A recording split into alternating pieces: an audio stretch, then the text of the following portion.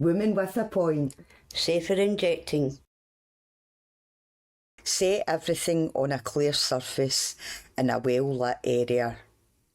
Wash your hands or use hand sanitizer if you can't. Use new sealed equipment every time and try not to share anything you use. This reduces the risk of getting a blood-borne virus like hepatitis B, hepatitis C or HIV. This will also reduce the risk of bacterial infection and make your veins last longer. If you can't use new equipment, clean your needle using 2 containers of clean water and 1 capful of bleach. Using the first container of water, fill up the syringe. Tap or shake it for 30 seconds and empty it into the sink. Repeat this until water in the syringe is clear and contains no blood. Try to do this 3 times or more. Next, do the same with the bleach, then with the remaining cup of water. All drugs must be turned into a liquid before you can inject them. Add the drug to a sterile cooker on a steady surface. Add sterile water, ideally from a needle and syringe programme. Heroin or crack cocaine will need to be broken down using an acidifier, vitamin C or citric acid. Use as little as you can, as it can damage the skin and veins. You don't need to use acidifier with powdered white heroin. Depending on what drug you are injecting, this may need to be heated until the drug dissolves. Use a new filter every time to strain out all debris and unwanted material that can cause infection. You can make it easier to raise a vein by staying hydrated, keeping warm, like having a warm shower, putting your arm under warm water, placing a hot towel on your arm, or exercising. If you're injecting into your arms, you can swing your arm or clench and unclench your fist. If you're injecting into your arm, using a tourniquet can help raise a vein and give you more control. Dangle your arm down and open and close your hand a few times. Fasten a cleanable, easily released band or strap like a dressing gown, cord or piece of rubber round your upper arm tight enough to slow down your blood flow but not stop it completely. Fasten without tying a knot so you can remove it easily. Lift your arm back up and find a vein. Try not to leave it on for too long. If you're having trouble raising a vein, undo it and start again.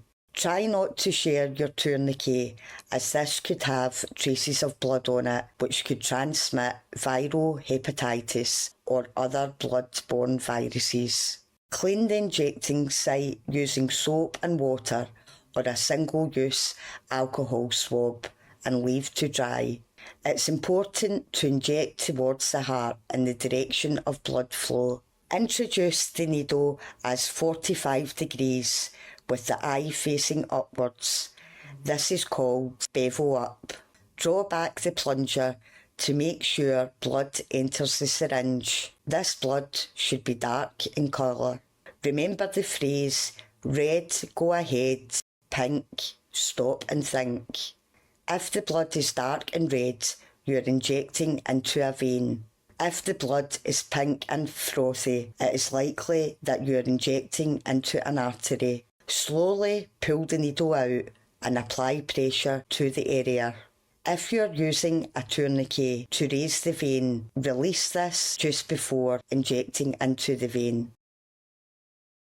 Try to avoid flushing. This is when you pull blood back into the syringe and flush it back into the vein with the aim of getting more physical effects from the drug. Every time you do this, it can cause as much damage to the vein as another injection, and it will not increase or change the effect or the amount of drug reaching your body and brain. After injecting, carefully and slowly release the needle from the vein and apply pressure to the site, using a new tissue or cotton pad if you have them. Try to avoid injecting practices like flash blood. Blood injecting or flash blood is where a syringe full of blood is passed from a person who has just injected a drug to a second person, who then injects the blood to avoid withdrawals. This will put you at risk of blood-borne virus transmission, and the amount of drug involved will not have a physical impact towards lessening any withdrawal you may feel.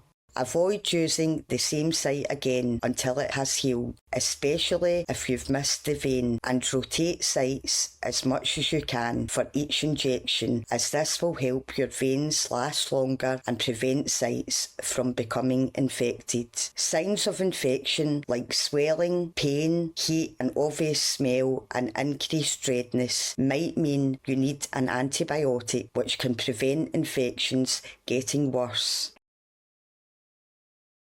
If you inject into an artery, take out the needle straight away and apply pressure to the area. If the area continues to bleed for more than 5 minutes, contact emergency services or seek support from a harm reduction service, as you'll likely need medical care.